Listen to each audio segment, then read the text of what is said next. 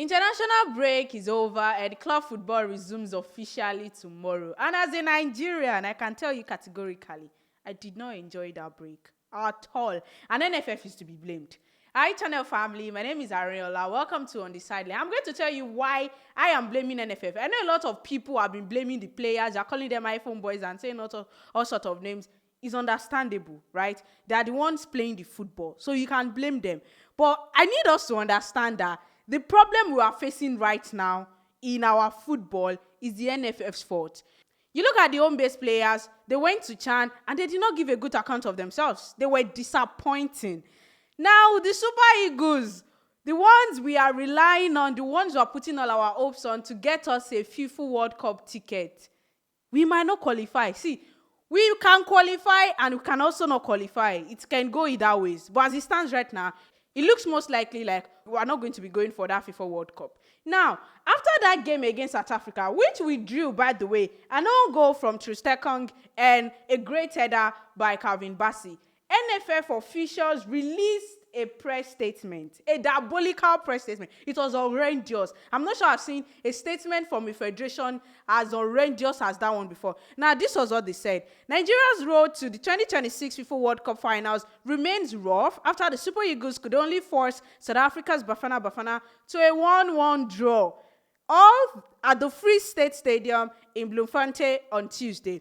And in the third paragraph of that statement, they said something like, Cyril Dessers, who had an unimpressive game in Uyo, where it turned out to be a substitute that was substituted, did not have a better game as he was too slow to latch on passes.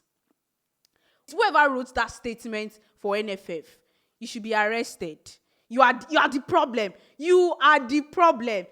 And when I started with NFF are the problem we have in our football, a lot of people might not agree with that.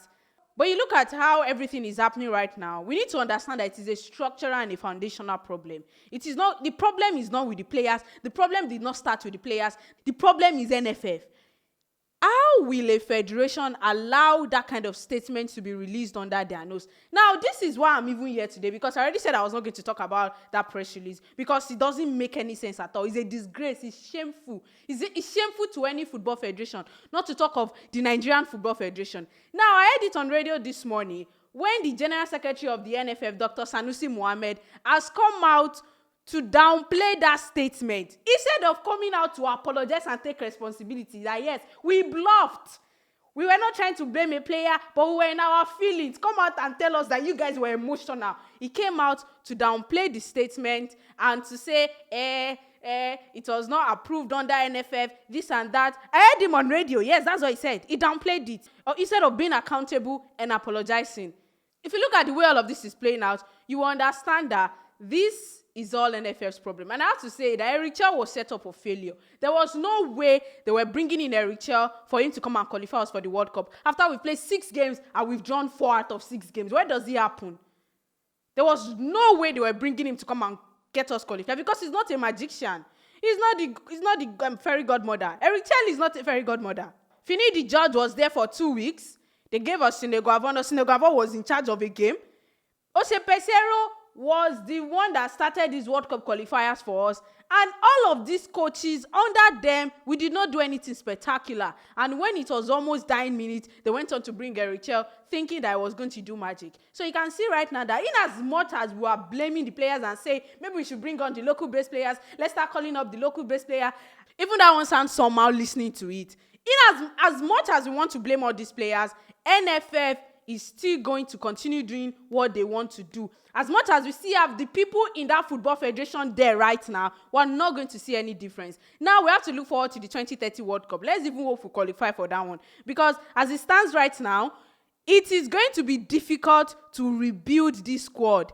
And I can tell you categorically that these players that you are seeing right now, come 2030 World Cup qualifiers, you still see most of them because that's the situation of our football in the country. And if you like, blame the players from now to tomorrow. Call for Eric Chell to be sacked. Blame him for as much as you want to blame him. And there's a narrative that you people like to throw around that the NFF do not have money to employ a good coach. I do not want to agree with that one. I don't even think it's true. I don't think they don't have the money to get somebody that can get the job done. Because the NFF doesn't look like a federation that does not have money to employ a good coach to come and do a good job for us. So yes, blame the coaches, blame everybody, blame the players, and don't blame the NFF. The problem will continue to happen. Now let me know what you think about that statement. Is that a statement that the football federation should be releasing, singling out 2 players? Trustekon was singled out, Shiri Desas was also singled out, singling out 2 players for a poor performance. Should the Football Federation be releasing that sort of statement? Let me know what you think about that statement. And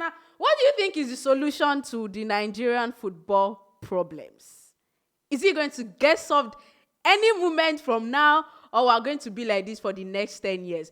And don't forget to like, share, subscribe, and follow Tunnel TV on all social media platforms.